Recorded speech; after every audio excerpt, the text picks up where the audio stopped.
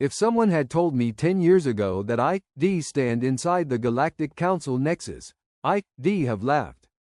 I wasn't a diplomat or a soldier. I repaired power plants for a living. Somehow, that was enough to earn me a visitor's badge and a seat behind Earth's delegation as an independent engineering consultant. The council chamber was beyond imagination. Hundreds of alien civilizations filled tier upon tier of floating platforms beneath a ceiling that looked like a living galaxy. Some delegates shimmered like crystal, others towered over everyone else, wrapped in ceremonial armor. Humanity occupied one of the outer rings, present, but hardly important. Then the lights dimmed, a holographic star map appeared, and one frontier colony after another flashed red. 38 settlements had lost power simultaneously. Images followed. Frozen hospitals, dark homes, frightened children waiting for heat that never came. Before anyone spoke of rescue, the council asked a different question. Who owns the generators? That was the moment I realized the problem wasn't just technical. It was political. And politics, I'd learned long ago, could be far more dangerous than broken machinery. The representative of Helix Recovery stepped onto the central platform with the confidence of someone who had already won. He wore no military insignia and no government colors, only a perfectly tailored charcoal suit marked with the silver spiral emblem of the corporation. His calm expression never changed as hundreds of alien eyes followed him. Honored Council, he began, Helix Recovery has acted entirely within galactic law. Every energy system in question was pledged as collateral under legally binding debt agreements. The contracts were signed, witnessed, archived, and recognized by this council. A forest of holographic documents appeared above him. Dates, signatures, ownership transfers, debt schedules. Everything looked immaculate. Several delegates nodded almost immediately. The documentation appears valid. The corporation is enforcing established law. Private ownership must remain protected. I listened without saying a word. That was my job. Observe first, speak later. Lawyers always wanted everyone staring at the paperwork. Engineers learned to look somewhere else. I opened the technical archive linked to the case. At first glance, everything matched the legal records. The serial numbers, maintenance reports, installation dates, they all lined up so perfectly that it made me uncomfortable. Nothing in the real world is ever that perfect. Power systems age, components fail, records accumulate mistakes. Even the best technicians leave fingerprints in the maintenance logs. These files looked polished, too polished. While the debate grew louder around me, I ignored the speeches and kept scrolling through decades of service records. Thousands of pages blurred together until one small detail caught my attention. A maintenance inspection had been logged on 3 colonies separated by nearly 400 light years. On the same day, by the same inspector. I frowned. That wasn't impossible. It was absurd. Even with modern jump travel, no engineer could physically visit 3 distant systems within a single standard day. I checked another record, then another. The same pattern appeared again. Different colonies, different years. The same impossible travel times. A quiet feeling settled in my stomach. I still had no proof that Helix Recovery had done anything illegal. But I was beginning to suspect the paperwork had been written to tell a story. And stories, unlike machines, could be manufactured. I leaned back in my seat and zoomed out from the individual maintenance logs. Patterns always revealed themselves from a distance. A failed relay could be an accident. 2 identical failures might be coincidence. Hundreds of identical records spread across decades were something else entirely. The council chamber buzzed with arguments. Delegates debated property law, corporate rights, trade stability, and financial precedent. Nobody seemed interested in the generators themselves. To them, power stations were assets. To me, they were the difference between life and death. I continued digging. The installation records claimed Helix Recovery had financed the construction of nearly every reactor now under dispute. That alone seemed unusual. Frontier colonies rarely relied on a single supplier. Most expanded over decades, buying replacement parts from dozens of manufacturers as budgets allowed.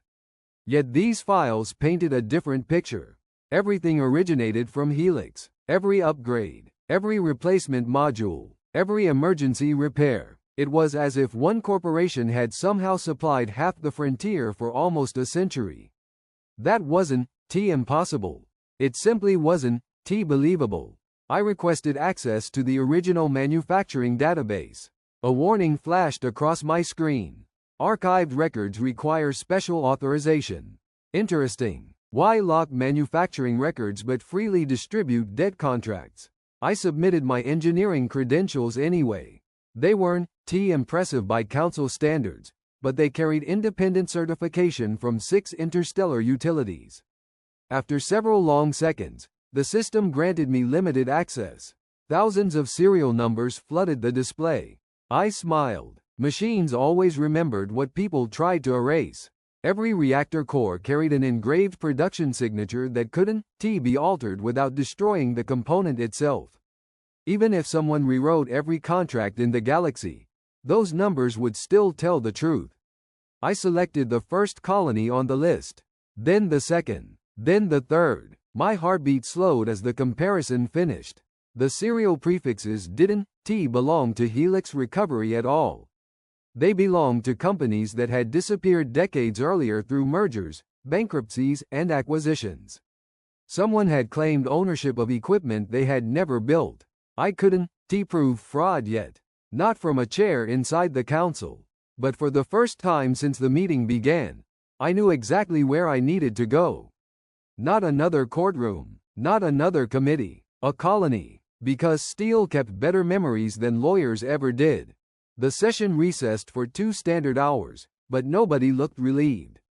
Delegates scattered into private lounges, legal teams surrounded the Helix representatives, and reporters chased anyone willing to speculate. I slipped away without attracting attention. That was one advantage of being an engineer. People rarely noticed the person carrying a toolbox instead of a title. Earth's ambassador found me halfway down a quiet observation corridor overlooking the endless traffic outside the station. You've been unusually quiet, she said. I've been reading. And I handed her my tablet.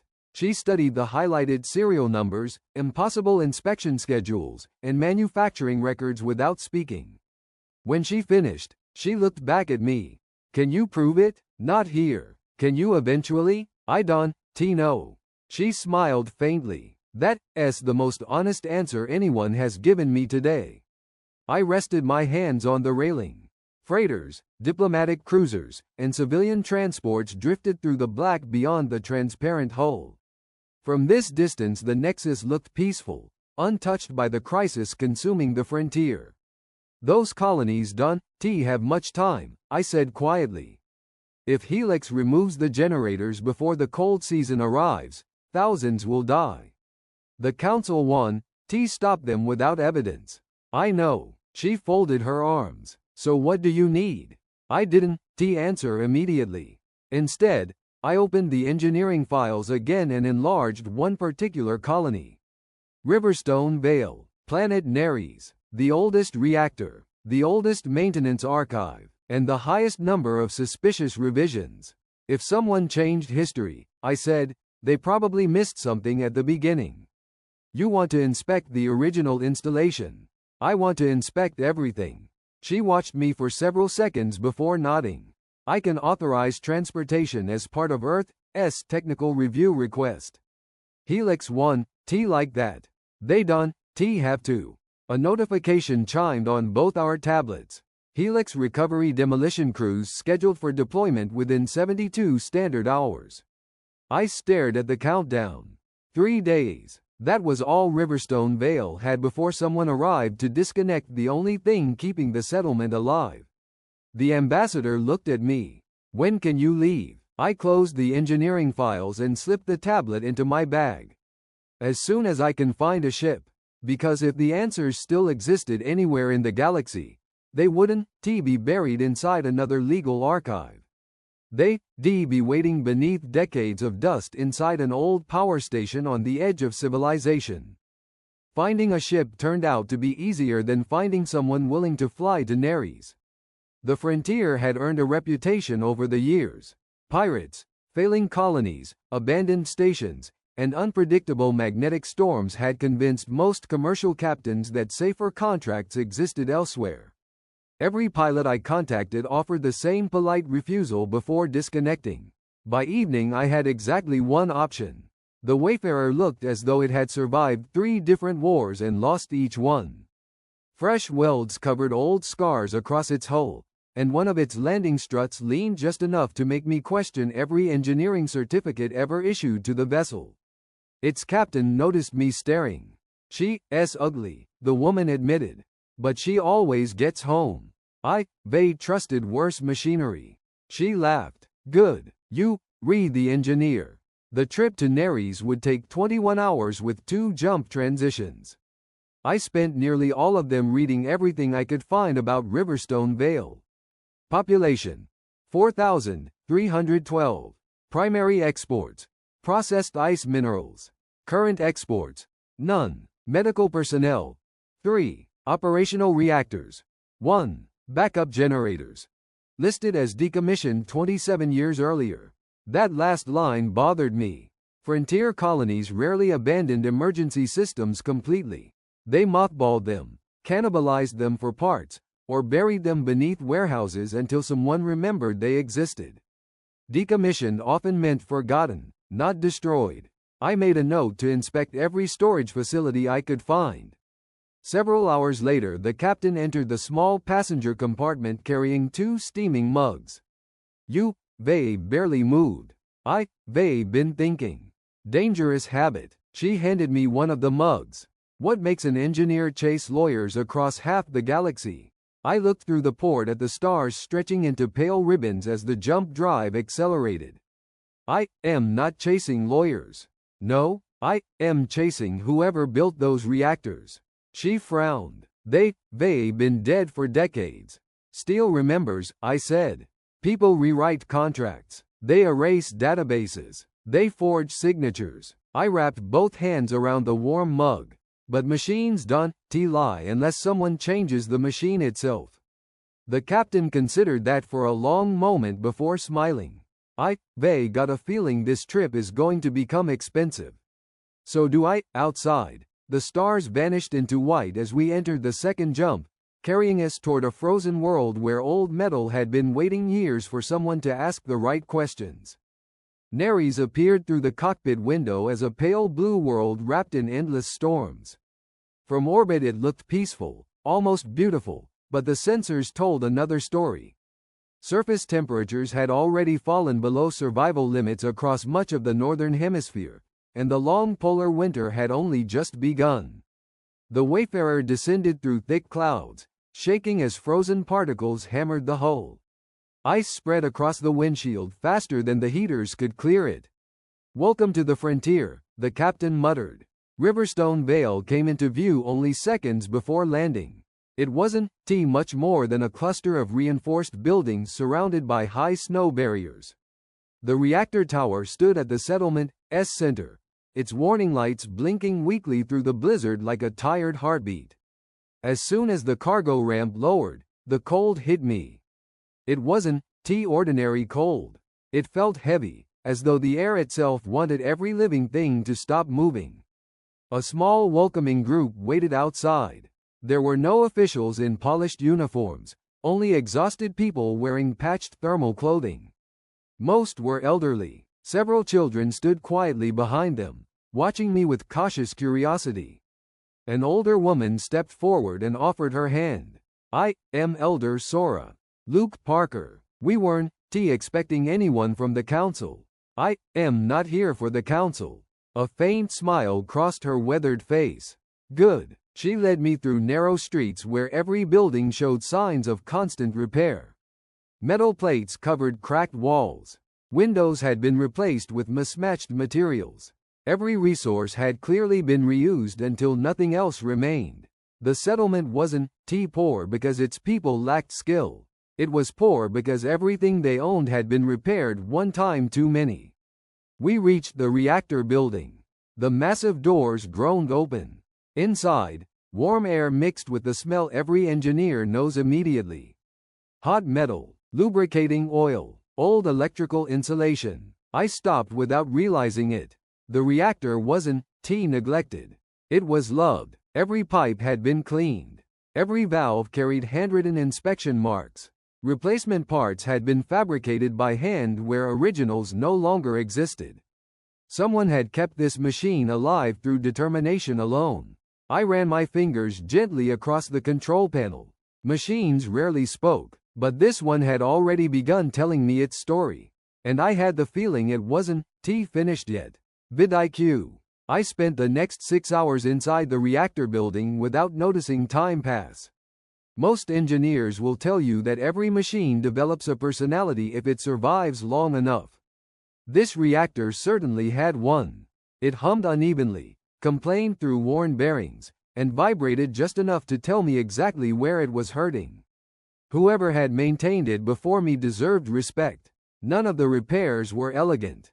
They were necessary. I found hand-machined valve stems replacing factory parts, improvised coolant brackets reinforced with local alloys, and control circuits repaired with components salvaged from equipment that had probably been scrapped decades ago.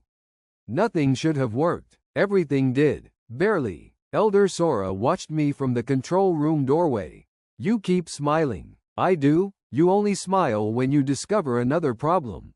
I laughed quietly. That's because every problem has a solution. Not always. No, I admitted. But every machine leaves clues. She stepped closer. My husband maintained this reactor before he died. I looked around the room. He taught everyone? He insisted. That explained everything. No single engineer could have kept this place running for so many years. An entire community had learned enough to replace him. I admired that. After finishing the emergency inspection, I opened the oldest maintenance cabinet. Dust covered every shelf. Paper records. Actual paper. I blinked in surprise. Digital archives failed. Storage crystals degraded. Servers disappeared during wars. Papers simply waited. Inside the cabinet sat dozens of handwritten maintenance journals arranged by year. I opened the oldest volume carefully. The first entries described the original reactor installation almost 80 years earlier. Names, dates, serial numbers, nothing unusual, until a folded blueprint slipped from between 2 pages and landed at my feet. I unfolded it slowly. It wasn't a maintenance drawing. It was the original factory schematic. Across the bottom corner sat the manufacturer's seal. Not Helix Recovery, a company called Orion Industrial Systems. I checked the reactor's identification plate. The engraved serial number matched the blueprint perfectly. So did the production date. So did the factory signature. Someone hadn't merely claimed ownership of another company's reactor. They had rewritten its history. My pulse quickened. One document could be dismissed. A dozen might raise questions. But an original engineering blueprint, signed, stamped, and matching the reactor itself. That was evidence. Real evidence. For the first time since arriving on Neres, I felt certain we weren't just preserving a power station. We were uncovering the truth someone had spent decades trying to bury. I photographed every page before touching anything else. Experience had taught me that evidence has an unfortunate habit of disappearing the moment it becomes valuable. I stored copies on 3 separate encrypted drives, uploaded another to Earth's secure archive, and handed the original blueprint back to Elder Sora. You should keep this, I said. She stared at the yellowed sheet with trembling hands. I haven't seen this in 50 years. Where was it? My husband hid it after strangers came asking questions. She looked toward the reactor as though expecting someone to overhear us. They offered to buy the station. When he refused, they returned with lawyers. After that, the original records started disappearing. Did they ever take the reactor apart? No. Good. I walked slowly around the machine, running my flashlight across every section of the massive housing. Factory identification plates had been polished by countless hands, but beneath layers of paint I noticed something unusual. Tiny inspection stamps, almost invisible. I scraped away decades of old coating with a plastic tool. There it was, Orion Industrial Systems, Unit 7A441. The lettering had been pressed directly into the steel during manufacturing. No contract could change that. No lawyer could rewrite metal. Footsteps echoed through the building. A young technician hurried inside, breathing heavily despite the cold. Elder Sora. They here. She didn't ask who. She already knew. Outside, 3 sleek landing craft settled onto the frozen ground beyond the settlement square. Their polished hulls reflected the snow like mirrors. Each carried the silver spiral emblem of Helix Recovery. Behind them descended heavy cargo drones equipped with cutting arms and magnetic lifting frames. Demolition equipment. Right on schedule. The lead shuttle opened, and a tall man in a dark corporate coat stepped onto the ice, surrounded by uniformed security personnel carrying legal tablets instead of rifles. He smiled as if arriving for a business meeting. "Good afternoon," he announced loudly enough for the entire colony to hear. Under authority granted by the Galactic Council, Helix Recovery has arrived to reclaim its property. Nobody answered. The only sound was the wind. I slipped the original blueprint into my bag and stepped toward the reactor door. For the first time since leaving Earth, I wasn't walking toward a broken machine. I was walking toward a confrontation. And I had no intention of surrendering the one thing keeping this colony alive. I stepped out of the reactor building before anyone else could speak. The wind drove snow across the settlement, turning every street into a river of white. The Helix personnel stood in perfect formation beside their cargo drones, untouched by the weather inside heated environmental suits. The colonists gathered silently behind me, their patched coats and worn gloves making the contrast impossible to ignore. The corporate representative smiled as if we were old friends. "My name is Adrian Kaur. I am the Regional Recovery Director for Helix Recovery. Under Council authorization, we are here to reclaim company assets." His assistant projected a hologram into the air. Contracts, debt schedules, transfer orders. Every document bore the official seal of the Galactic Council. "Please disconnect the reactor," Kaur said politely. "Our technicians will complete the removal process.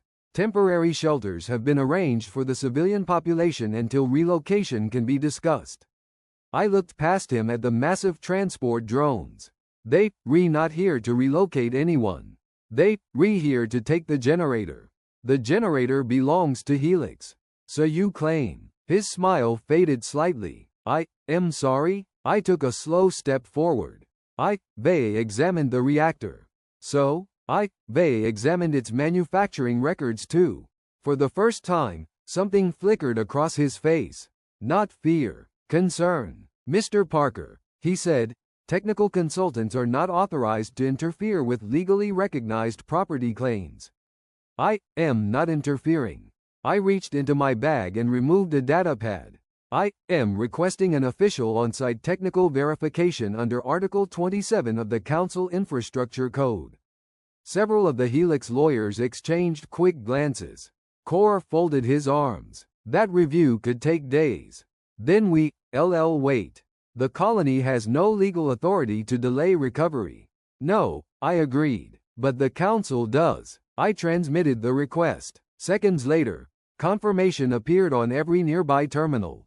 "Independent technical review pending. Asset removal temporarily suspended." A murmur spread through the colonists. Kaur's jaw tightened. They bought them time. That's all I needed." Behind me, Elder Sora quietly gave an order. Dozens of residents disappeared toward warehouses, workshops, and maintenance tunnels. While Helix argued about paperwork, Riverstone Vale was preparing to bring an old, forgotten backup power network back to life before the coming storm buried them all beneath the ice. The storm reached Riverstone Vale before sunset. Snow slammed against the reactor building with enough force to make the walls tremble. Visibility dropped to only a few meters, and the wind screamed through every gap in the settlement like a living thing. Even the Helix drones remained grounded. Nature had suspended everyone's plans except survival. Inside the control room, Every display was broadcasting the same signal. The confrontation had gone public. Someone at the council had authorized a live transmission, and now millions across the galaxy were watching a forgotten frontier colony stand against one of the richest corporations in known space. Core remained calm. "The weather changes nothing," he said. "Your accusations are unsupported. The contracts remain valid." "Then let us stop talking about contracts," I replied. "Let us talk about the machines." I connected my tablet to the reactor's diagnostic port. A three-dimensional model appeared above the console, followed by the original manufacturing blueprint. This reactor was built by Orion Industrial Systems. Core shook his head. "Incorrect. I enlarged the factory seal engraved inside the reactor housing. The production stamp matches the blueprint." Then I displayed the serial number. It also matches Orion's manufacturing archive. One by one, I revealed the impossible inspection schedules, the altered maintenance records, and the forged ownership revisions. Every document pointed toward the same conclusion. Helix had never built the reactor. They had rewritten its history. Silence filled the room. Then Elder Sora stepped beside me, holding something wrapped in faded cloth. "My husband asked me to keep this safe." She unfolded the fabric. A simple metal medallion rested in her palm. It belonged to the engineer who installed the reactor. I recognized the Orion insignia engraved on its surface. I gently took the medallion and placed it back into her hands. "It was always yours," I said quietly. Then I looked directly into the transmission camera. They couldn't pay the human craftsman to ignore the truth. I paused. "My answer is simple. Human lives are not for sale." Within minutes, independent council investigators confirmed the serial numbers, the factory records, and the original ownership registry. Helix Recovery had spent decades stealing what had never belonged to them. And the entire galaxy had just watched their deception collapse in real time. By the time the storm passed, the verdict had already spread across the galaxy. The Council convened an emergency session aboard Galactic Council Nexus, and for the first time since this crisis had begun, I wasn't sitting quietly in the back of the chamber. I had been asked to testify, not as a politician or a lawyer, but as the engineer who had uncovered the truth. The same delegates who had once dismissed my concerns now listened in complete silence. The investigation was painfully thorough. Every serial number I had documented was verified. Every blueprint was authenticated. Every maintenance log was traced to its original source. Investigators discovered that Helix Recovery had systematically altered historical records after acquiring bankrupt archives decades earlier. They had forged ownership claims, fabricated inspection reports, and used fabricated debts to seize infrastructure from struggling frontier colonies that lacked the resources to challenge them. Riverstone Vale had not been the only victim. It had simply been the first colony where someone had looked inside the machine instead of reading the contract. When the final report appeared above the chamber, there was no debate. Only facts. The presiding speaker rose from the central platform. By unanimous decision of the Galactic Council, Helix Recovery is stripped of its commercial charter. The chamber remained silent. All ongoing asset seizures are hereby suspended. Another pause. Ownership of every unlawfully claimed energy installation shall immediately return to the colonies that maintained and operated them. For the first time since I had arrived at the council, applause echoed through the chamber. Not loud, not triumphant, respectful. Delegates who had barely acknowledged Earth's existence only days earlier now approached our representatives one after another. Some offered formal thanks. Others apologized for dismissing an independent engineer simply because he came from a young civilization. I accepted every apology with the same answer. I didn't save the colony. Confused expressions usually followed. The people of Riverstone Vale kept that reactor alive for 80 years. I only proved it belonged to them. As the session ended, I looked through the immense transparent wall of the Nexus toward the stars beyond. Somewhere out there, dozens of colonies were switching on generators they had feared losing forever. The lights returning across the frontier weren't just restoring power. They were restoring hope, and I had a feeling humanity's place in the galaxy had just changed forever. vidIQ. I could have gone home after the hearing. The council had reached its decision. Helix recovery no longer existed as a corporate power. The colonies had regained their infrastructure, and reporters kept asking me for interviews I had no interest in giving.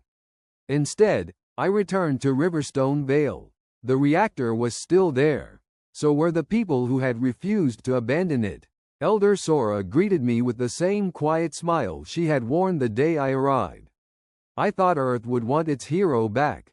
I shook my head. Earth sent an engineer. For the first time in weeks, she laughed. The following month, Earth's delegation presented a proposal before the Galactic Council. It wasn't a military alliance. It wasn't a trade agreement. It was called the Frontier Restoration Initiative. The idea was remarkably simple.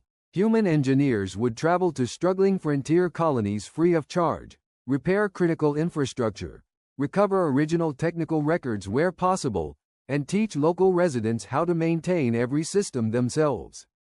No ownership, no hidden contracts, no repayment clauses, only knowledge. Some delegates were skeptical. Why would humanity spend its own resources without demanding compensation?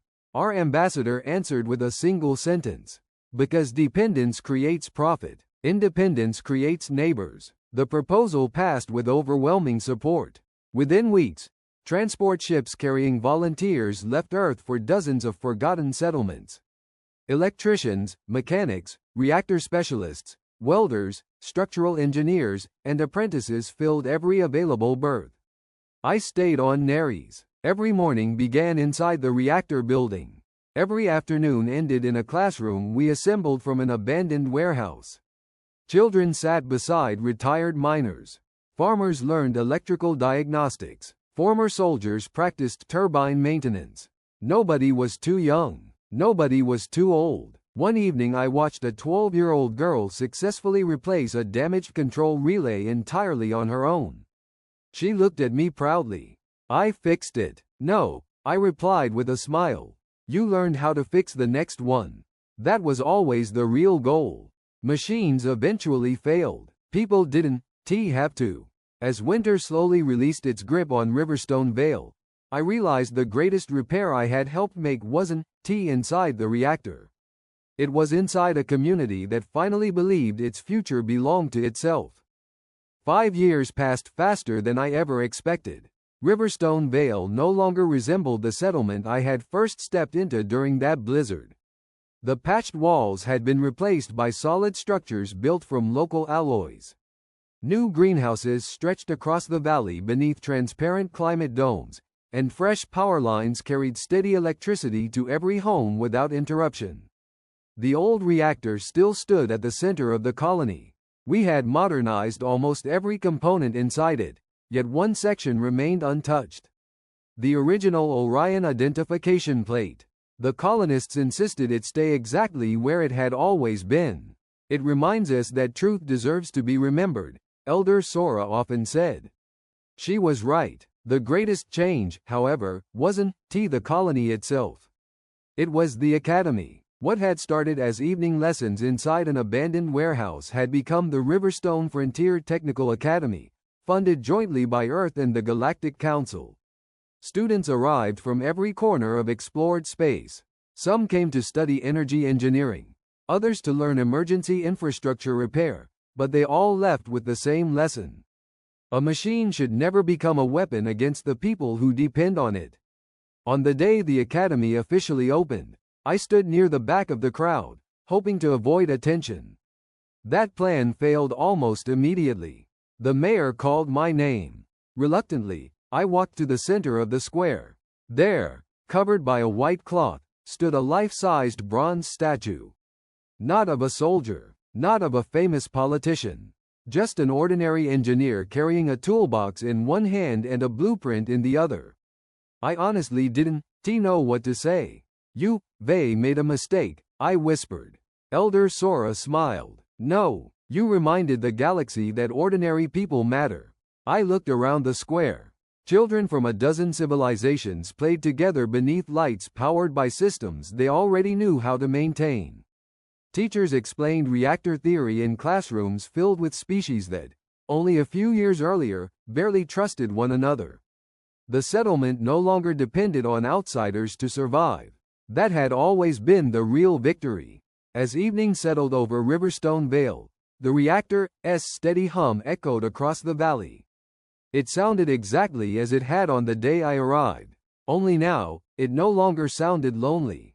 I returned to the Galactic Council Nexus only once after Riverstone Vale no longer needed me. This time, I sat quietly in the visitors' gallery while the council concluded its annual session. The chamber looked exactly as it had the day I first arrived, yet something had changed. Earth's delegation no longer occupied the forgotten seats along the outer ring. No one laughed when humans spoke anymore. At the end of the meeting, one of the oldest senators slowly rose to his feet. The chamber fell silent before he even began. For centuries, he said, his voice carrying through the vast hall, we believed the greatness of a civilization was measured by its technology, its wealth, and the size of its fleets. He paused, looking toward Earth's delegation. But humanity has taught us a lesson none of us expected. The greatest strength is born when someone chooses to help those who have nothing to give in return. The silence grew even deeper. Then the old senator spoke the words that would later appear in history books across the galaxy. They could not buy the human craftsman. And because they could not, the galaxy finally learned that human lives are not for sale. No one applauded. No one needed to. I quietly stood, picked up my old toolbox, and walked out before anyone noticed. Somewhere, another colony was waiting for an engineer. And sometimes, that was enough to change history.